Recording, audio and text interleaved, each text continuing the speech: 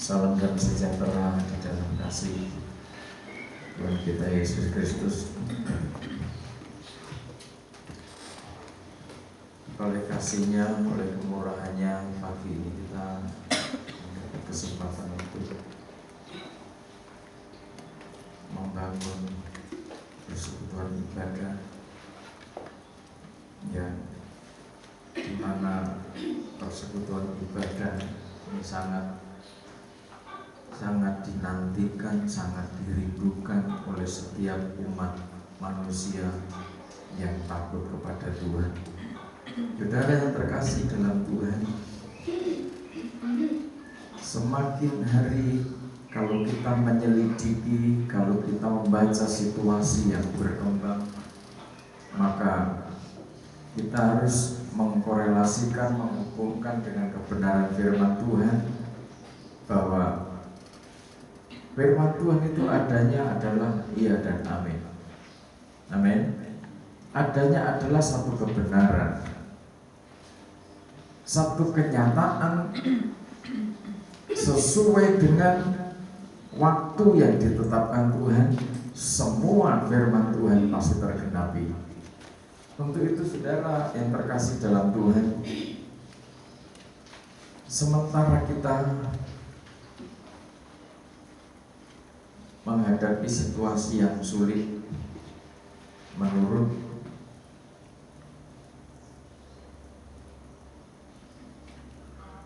kesaksian banyak orang tentunya,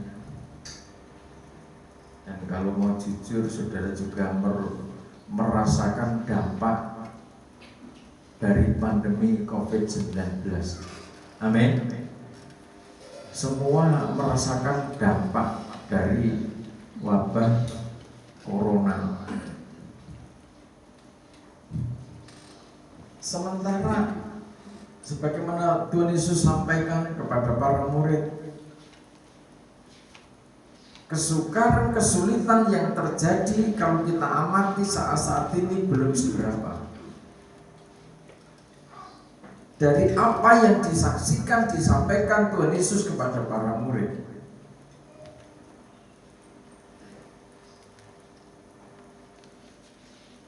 Sementara Tuhan berkorban di kayu salib sampai mengalami suatu proses demi proses yang panjang, sampai Tuhan menyerahkan nyawanya.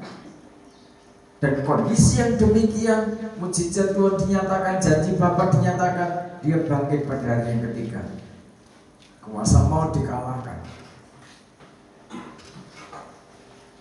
Pengorbanan Tuhan bertujuan supaya gereja itu sempurna, supaya setiap orang yang percaya kepadanya menjadi sempurna. Ini yang dikehendaki Tuhan.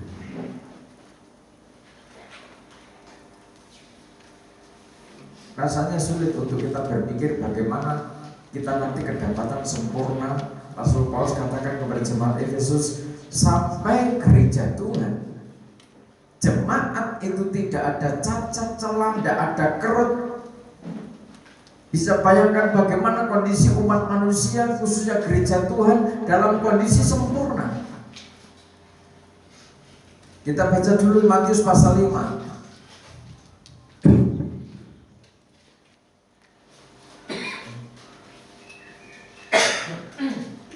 Matius pasal 5. Injil Matius pasal 5. Baca boleh gantian, Mas Nur bisa, Mas Yoyo bisa, ya kan? Mas Abdul bisa, Mas Yusuf bisa, oke? Bisa. Coba kita ngantuk. Mas Nur dulu enggak apa-apa. Matius pasal 5. Ayat 48.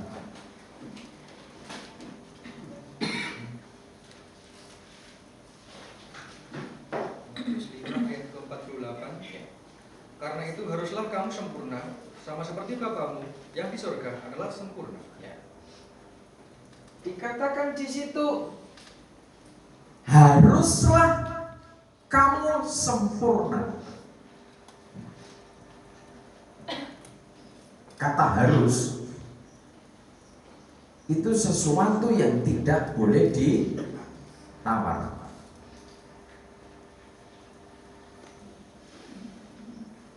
Dikatakan haruslah kamu sempurna sama seperti Bapamu yang di surga adalah sempurna.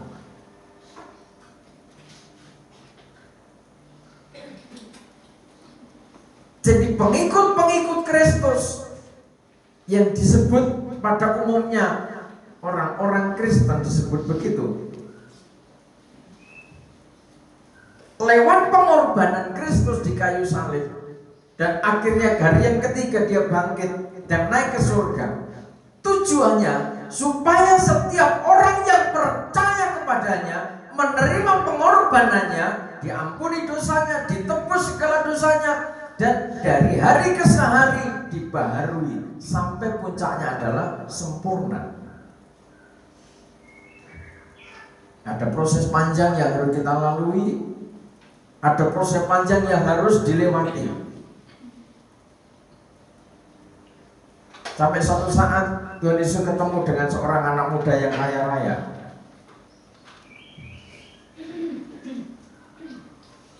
Dalam cerita itu, si anak muda yang kaya raya itu, Guru, bagaimana untuk bisa mencapai kesempurnaan? Tuhan Yesus singkat cerita begini, kalau kamu pengen sempurna, jualah hartamu, bagikan kepada orang-orang miskin. Untuk mencapai kesempurnaan ternyata ada hambatan, ada rintangan demi rintangan yang harus dibuang. Kalau anak muda yang kaya itu ternyata untuk mencapai kesempurnaan hidupnya itu terhalang oleh ketamakan. Kalau hartanya itu tetap menjadi ikatannya, maka kesempurnaan hidup itu tidak akan dimiliki. Efesus pasal pertama, mari. Efesus pasal pertama.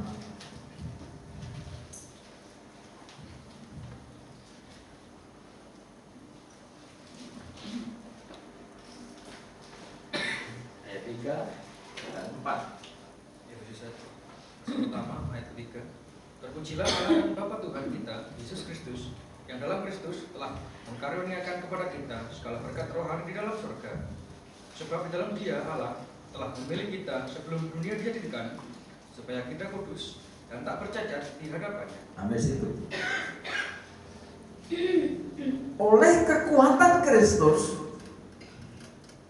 Tuhan mengaruniakan segala kemuliaan, kekayaan, berkat-berkat spiritual, blessing itu Tuhan nyatakan, Tuhan sediakan bagi gereja Tuhan.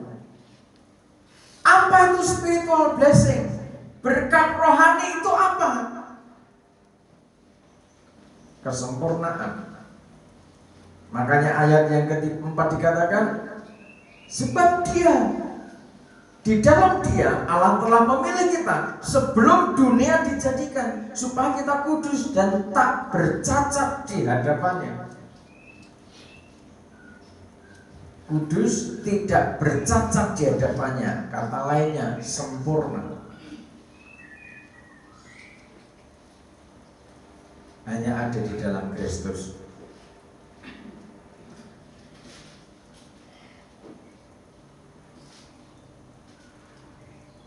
Pasal 5 Efesus ayat 27, langsung ayat 27. Efesus pasal 5 ayat ke-27. Supaya dengan demikian ia menempatkan jemaat di hadapan dirinya dengan cemerlang tanpa cacat atau kerut atau yang serupa itu, tetapi supaya jemaat kudus dan tidak bercela. Amin. Cemerlang tanpa cacat atau kerut atau yang serupa dengan itu, jemaat menjadi kudus, tidak bercela di hadapannya. Sempurna.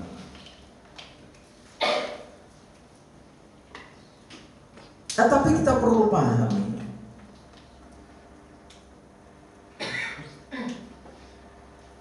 bahwa untuk mencapai kesempurnaan gereja, mencapai kesempurnaan hidup pada akhir zaman ini, gereja diperhadapkan. Kalau saya boleh pakai kalimat, gereja berada pada persimpangan jalan. Kalau mau jujur, berarti ada dua pilihan. Kalau Rasul Paulus kepada Timotius berpesan bahwa manusia pada akhir zaman, kondisi manusia pada akhir zaman, karena kesulitan hidup, karena kesukaran hidup, manusia menjadi tamak, manusia menjadi hamba uang, manusia menjadi egois, manusia menjadi tidak peduli dengan agama, tidak peduli dengan sesama. Kalau Tuhan Yesus menyampaikan dalam khotbah tentang akhir zaman, Matius pasal 24, banyak terjadi nanti kemurtatan demi kemurtatan, kedurhakaan demi kedurhakaan akan muncul di sana sini. Bahkan karena persoalan harta, karena persoalan makanan, suatu saat orang tua atau anak tidak bisa disatukan lagi karena persoalan materi.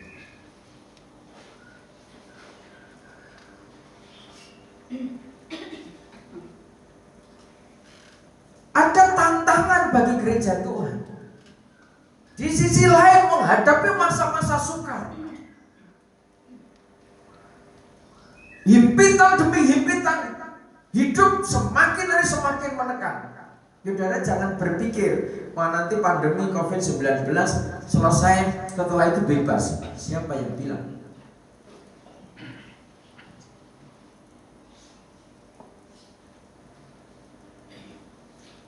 Oleh sebab itu saudara bijak menyikapi segala sesuatu. Saudara harus bijak. Saudara jangan berpikir hari esok lebih baik dari sekarang. Amin. Coba firman Tuhan tidak seperti itu.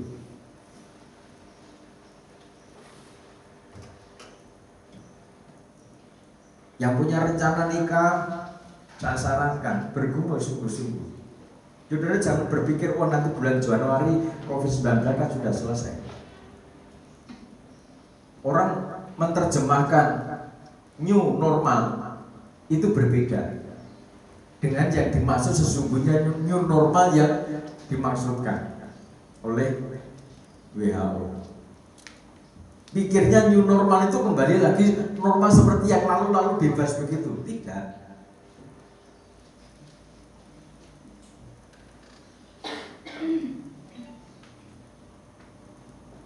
Yang harus bekerja dengan angkutan umum sekarang harus bersyarat dengan surat-surat,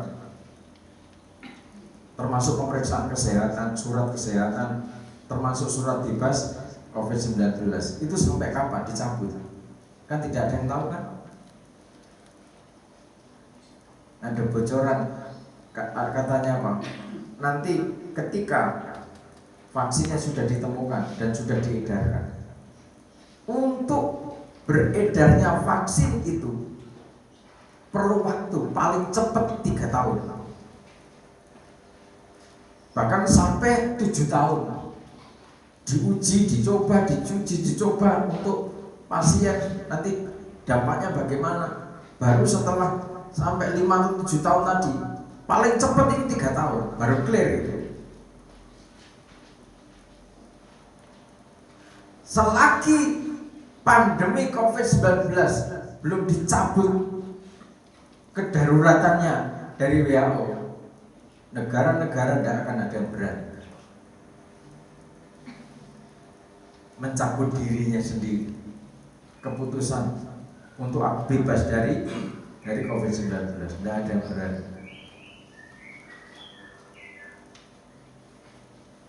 Di samping itu kalau ada yang punya rencana pernikahan, dirembuk baik-baik dengan keluarga.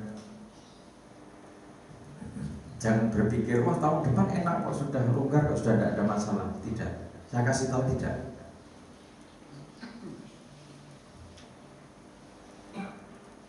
Ada rencana nikahmu nanti bulan Januari atau Februari. Dari Kalimantan mau anu karena surat-surat sekarang 2 juta satu orang. 2 juta satu orang jari ini gitu dari Kalimantan untuk surat-suratnya dong. Nanti Januari Februari sudah tidak ada bentuk, siapa yang bilang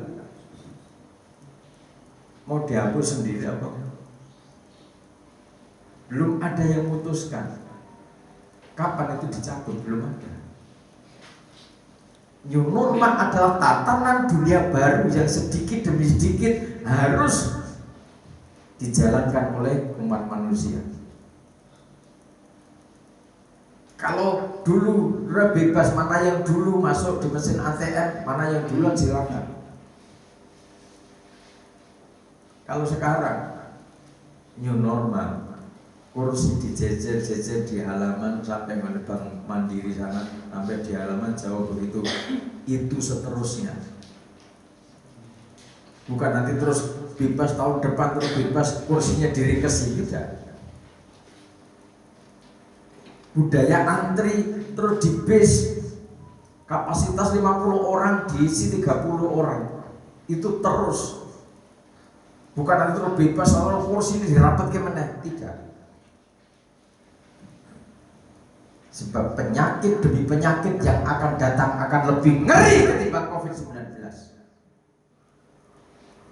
Tuhan Yesus sendiri menyampaikan.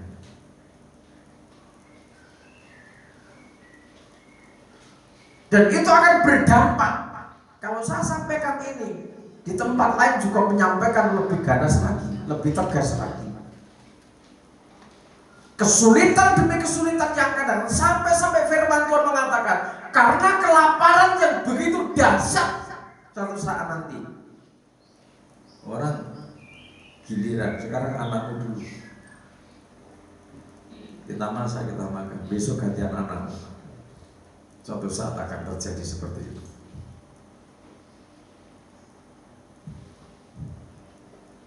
Sekarang di Suriah sudah berapa tahun perang saudara, bangkai tikus, bangkai kucing, bangkai anjing dimakan, dibakar. Bahkan orang, daging orang dimakan.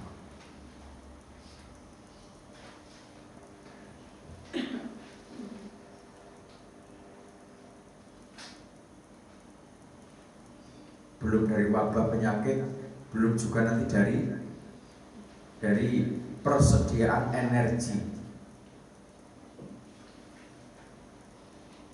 Indonesia memang negara istimewa di dunia, punya energi yang cukup untuk kebutuhan rakyat Indonesia.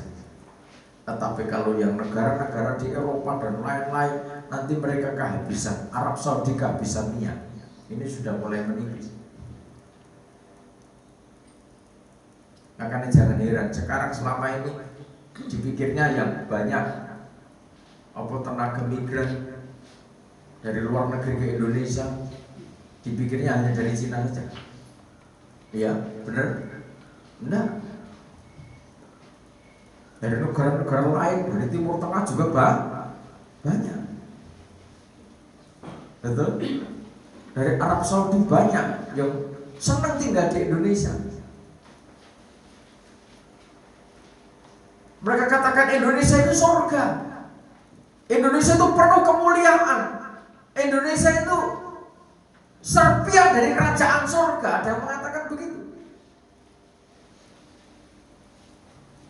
Kalau orang-orang sana nanti berbondong-bondong ke Indonesia cari makan, sekarang mulai berinvestasi ke Indonesia, berlomba gede-gedenan investasi ke Indonesia.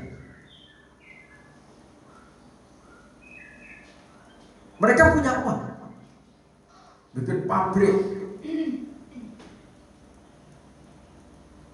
bikin jalan raya, dan lain-lain proyek-proyek besar di negeri ini dibiayai oleh investor-investor asing. Dan perlu saudara tahu, Indonesia itu mengalami perkembangan pesat di bidang marketing, bisnis online. Nomor 1 di dunia. konsumerisme tertinggi di dunia adalah penduduk Indonesia.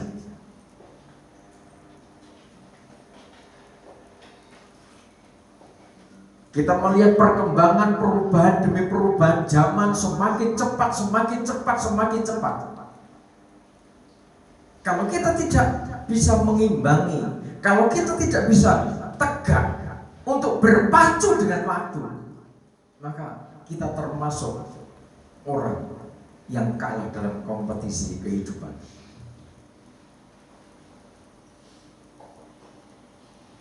Oleh sebab itu, ketika Tuhan datang dan menyatakan diri sebagai manusia yang harus masuk dalam proses penderitaan dan harus kembali kepada kesempurnaan, dia berhasil.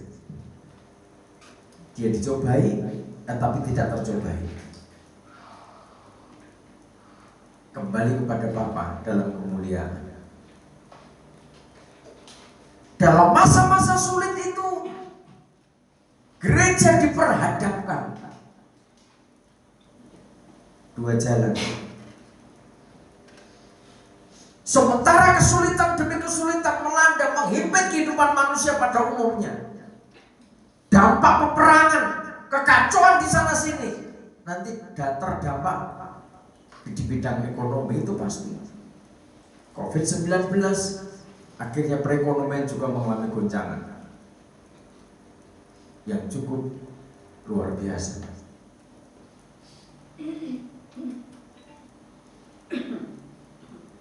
Kesulitan demi kesulitan, tantangan demi tantangan terjadi di sana sini.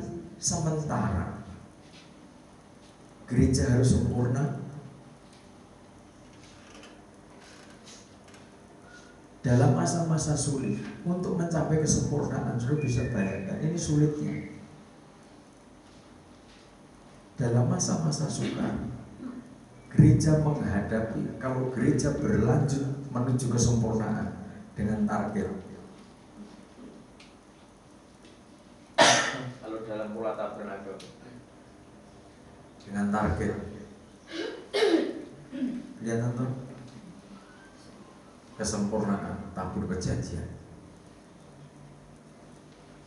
Maka kita masuk pintu.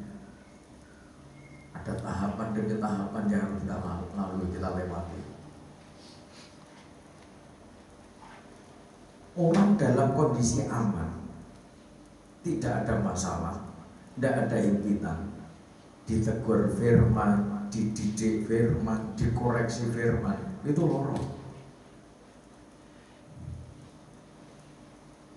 Dalam kondisi duitnya akeh, dalam kondisi aman, dikoreksi itu sakit. Saudara bisa bayangkan betapa proses ini nanti betul-betul penyaringan yang tidak main-main. Dalam kondisi dihimpit kesulitan hidup, perekonomian serba tidak enak, tidak lancar, belum masalah anak, masalah istri, masalah suami, masalah dengan tetangga, masalah dengan kantor, masalah di jalan, banyaknya persoalan. Saudara harus menghadapi penyucian, ditegur, disucikan, dikoreksi oleh kebenaran firman. Masalahnya di sini. Saudara mau lanjut ke sana, atau saudara pilih pintu satunya? Karena ada dua pintu, ada dua jalan. Pintu yang satu ini, Tuhan Yesus berdiri sebagai imam besar di pintu gerbang.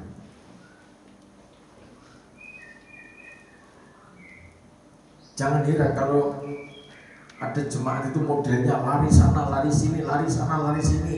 Nanti di gereja A dikoreksi, tidak terima, protes, gondok sama gembalanya, pindah di gereja B. Di gereja B ditangkap firman lagi, dikoreksi lagi, gondok lagi, pindah di gereja C. Ibarat di kota ini gereja itu jadi ubek-ubek, dimasuki semua.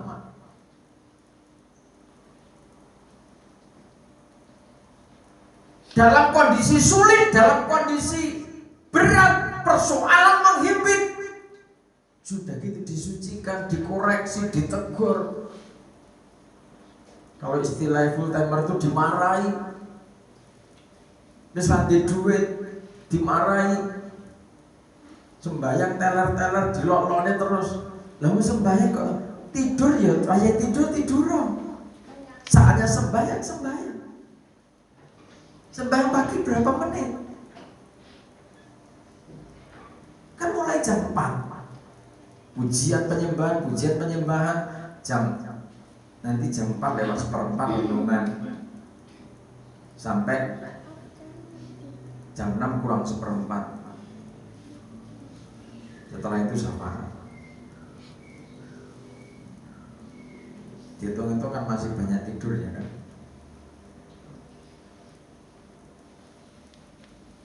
Itu kalau ditegur tidak terima. Makanya saya katakan tadi, tahbisan gereja Tuhan nanti dari situ akan kelihatan. Oleh sebab itu, untuk mencapai kesempurnaan, tahapan-tahapan ini harus kita pahami lagi dengan detail. Jangan sampai saudara lalai, jangan sampai saudara berpikir, Pak, Romo Paulus sudah tidak ada, berarti ini tahun pembebasan. Romo hanya melaksanakan tugas sebagaimana waktu yang ditetapkan Tuhan. Musa juga begitu, ketetapan Tuhan sampai di situ, tidak sampai nyebrang Sungai Yordan, ya cukup sampai di situ. Bukan berarti kegerakan itu berhenti kan? Bukan berarti generasi umat Allah punah, kan tidak. Oleh sebab itu kita berpikir, kita bergumul bahwa gereja harus mencapai kesempurnaan. Makanya dalam kitab Wahyu, ketika gereja memasuki proses penyucian demi penyucian, itu mau dimulai yang masa-masa sukar, peraniaya. Sementara di sisi lain ada pintu yang lebih longgar, yang lebih nyaman menurut ukuran manusia darah daging, yaitu pintu gerbang palsu, di mana iblis, Lucifer, antikris dengan konspirasinya menawarkan segala sarana prasarana bertolak belakang dari pintu yang ditunggu Tuhan Yesus.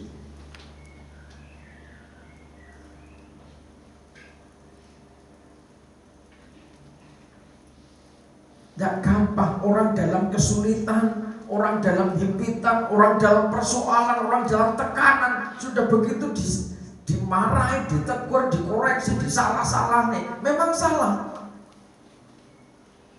ditunjukkan kesalahannya dan harus berbenah diri, harus bertobat dari kejatuhannya.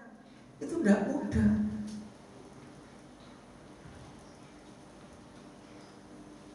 Pintu yang satu adalah pintu gerbang yang palsu, di sana menawarkan fasilitas tanpa ibadah, tanpa penyucian, tanpa dimarah-marahi, ibadah ya sak legone, selonggarnya silakan ibadah. Kalau memang sibuk bekerja tidak usah ibadah, tidak apa-apa. Itu pintu satunya. Mereknya gereja juga, yang puncaknya nanti menjadi gereja palsu, perempuan sundal Babel. Gereja terkaya di dunia adalah gereja palsu, yang menguasai supermarket seluruh dunia. Itu nanti gereja palsu, yang bersekutu dengan 10 penguasa di dunia. Tetapi satu saat nanti, karena kepalsuannya, dimakan sendiri oleh antikris dan konspirasi. Politik itu seperti itu. Awalnya untuk kendaraan mencapai puncak, setelah kendaraan yang dipakai dimakan sendiri, dicampakkan sendiri. Itu politik. Nah, antikris itu kan dari golongan kita yang murtad. Yang dipakai kendaraan untuk antikris itu berkuasa di dunia siapa? Gereja palsu, yang tidak mau ditegur, tidak mau dikoreksi, di ujung dimanja dengan fasilitas, dimanja dengan teologi keuangan, kapitalis, kemakmuran, tidak pernah mengalami penyucian. Gereja sidang tubuh Kristus mengalami penyucian demi penyucian. Orang dalam kondisi masalah berat, kelaparan, menghambat perjalanan hidupnya, pekerjaan sulit, dan kita tetap ibadah, tetap sembahyang, tetap berjuang, dikoreksi, ditegur. Tetapi hasil dari koreksi, teguran demi teguran, akhirnya gereja Tuhan terbentuk tanpa sampah sesuai dengan pola yang ditetapkan Tuhan. Jadi sampai akhirnya tahapan demi tahapan, Wahyu pasal 5 gereja itu siap menjadi berkat bagi bangsa-bangsa, terutama Israel. Jadi Israel suatu saat nanti akan mencapai suatu titik klimaks di mana Israel akan katakan tidak ada kebanggaan yang bisa dikerjakan Israel. Sampai Wahyu pasal 12 gereja terus bertumbuh. Jadi ini senjata andalan untuk berkemenangan. Kenapa terus memuncak, berkemenangan dalam menghadapi setiap persoalan. Gereja, jemaat berada pada posisi belajar setia, belajar taat pada otoritas Tuhan. Akhirnya gereja memiliki ketaatan. Wahyu pasal 14, dalam kondisi apapun juga gereja nurut. Mengungsi ke padang belantara, nurut. Tidak ada perbantahan sama sekali. Sampai akhirnya Wahyu pasal 19, gereja dinyatakan siap dengan pakaian lenan halus dan berkilo-kiloan dan putih bersih. Gereja siap menyambut kedatangan Tuhan Yesus kedua kali sebagai mempelai pria surga. Untuk mencapai kesempurnaan itu, maka kita harus kembali fokus kepada pengajaran, kepada pola yang sudah ditetapkan Tuhan. Kalau kita tidak fokus, nanti kita ini malah gelap ya, kita terjebak kepada pintu yang palsu. Sebab itu untuk mencapai kesempurnaan, pengajaran tabernakel ini merupakan satu pola yang ditetapkan Tuhan untuk mencapai kesempurnaan. Polanya ini tabernakel.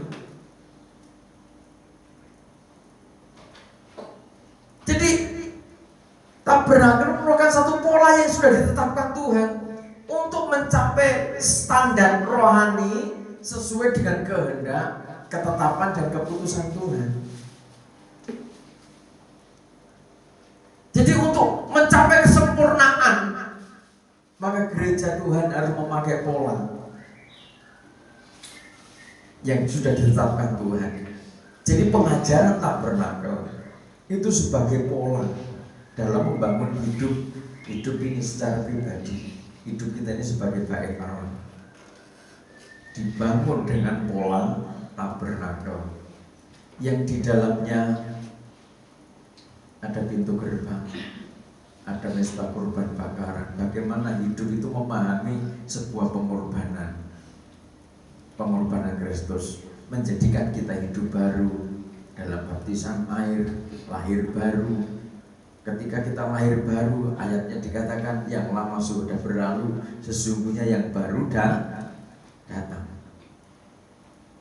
Terus dituntun kuasa Roh Kudus, karena mengalami baptisan Roh Kudus, dibawa memahami pengajaran firman Allah, roti sajian, diperlengkapi dengan kuasa pengurapan Roh Kudus dengan karunia-karunianya. Di sana aktivitasnya ada penyembahan, pujian, penyembahan ada di dalamnya. Kalau di dalam dirimu sudah sadar hidup itu bait Allah, maka di dalam hidup itu ada aktivitas ini. Ada aktivitas pujian, penyembahan, ada aktivitas mengubarkan karunia roh, ada aktivitas kesaksian, memecahkan roti sajian itu tentang kebenaran firman Allah, bersaksi. hidup dalam pengurapan Roh Kudus, tegak sebagai tiang-tiang pintu kemah. Kalau di posisi itu, kalau di posisi pintu tirai, saudara juga tegak sebagai tiang-tiang pintu tirai yang disatukan oleh kekuatan pengurapan Roh Kudus itu. Jadi pengajaran tabernakel itu sebagai pola dalam membangun hidup secara pribadi kita sebagai bait Allah, sebagai tempat kediaman firman Allah dan Roh Kudus. Yohanes mengatakan, Yohanes 1 ayat 14 dikatakan bersekenos. Tuhan membentangkan kemahnya, mendirikan kemahnya dalam dirimu. Dikatakan juga dia bersekeno, tinggal dalam dirimu. Lagi dikatakan dia menetap dalam dirimu. Karena saudara adalah tabernakelnya, bait Allah. Dikatakan mendiami, dia menghuni, to dwell, mendiami, dia menghuni. Nah, untuk Tuhan tinggal dalam dirimu, maka polanya ini. Betapa luar biasanya kalau hidup kita pribadi, lepas pribadi, dibangun oleh firman dengan pola yang sudah ditetapkan Tuhan, pasti jadi. Amin. Ada aturannya kan. Poin yang kedua, pengajaran tabernakel itu sebagai pola dalam membangun nikah. Membangun nikah kalau tanpa pola tidak bisa.